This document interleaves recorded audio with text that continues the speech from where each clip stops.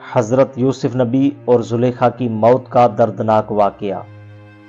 ان دونوں کی ایک ساتھ موت کیسے ہوئی اور ان دونوں کو کہاں اور کیسے دفن کیا گیا، یہی کچھ آج کی اس ویڈیو میں ہم بیان کرنے والے ہیں۔ سامعین معزز، تاریخ کے مطابق حضرت یوسف علیہ السلام کے باپ یعقوب نبی کا ایک بھائی تھا جسے یعقوب نبی 40 سال کے بعد ملے، اور جب یعقوب نبی 40 سال گزرنے کے بعد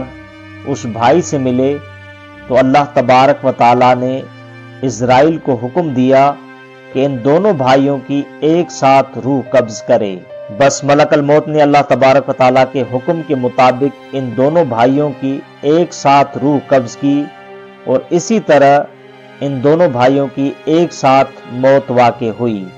جب اس بات کا علم حضرت یوسف علیہ السلام کو ہوا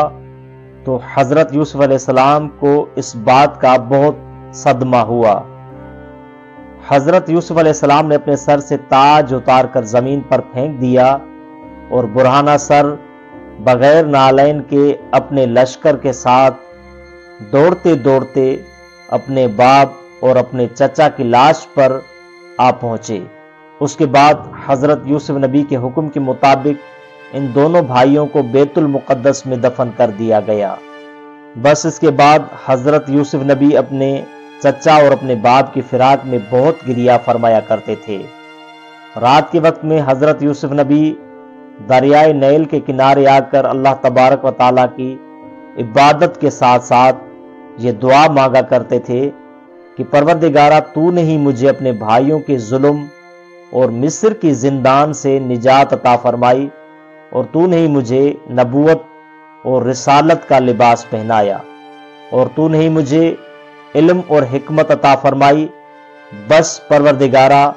اب میں آپ سے ایک چیز کا طلبگار ہوں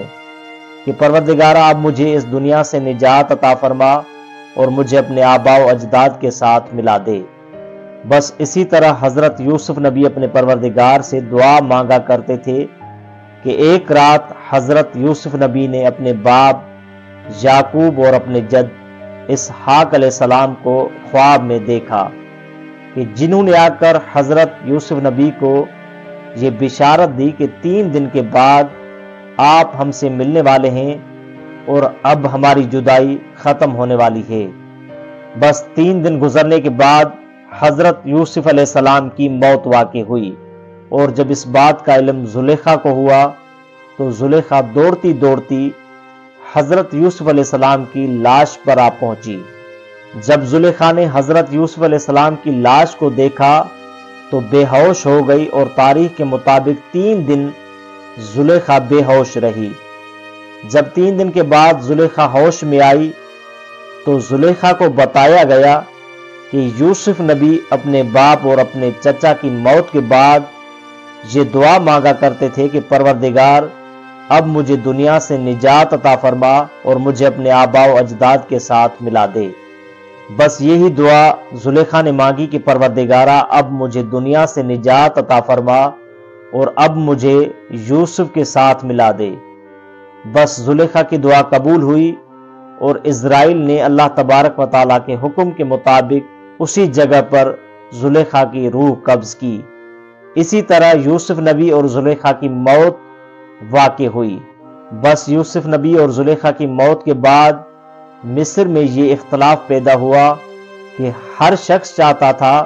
کہ یوسف نبی کو ہمارے محلے میں دفن کیا جائے تاکہ ہمارے محلے میں خیر اور برکت باقی رہے۔ بہت اختلاف کے بعد اس بات پر اتفاق کیا گیا کہ یوسف نبی کو دریائے نیل میں دفن کیا جائے تاکہ دریائے نیل کے پانی سے پورے مصر میں خیر اور برکت باقی رہے۔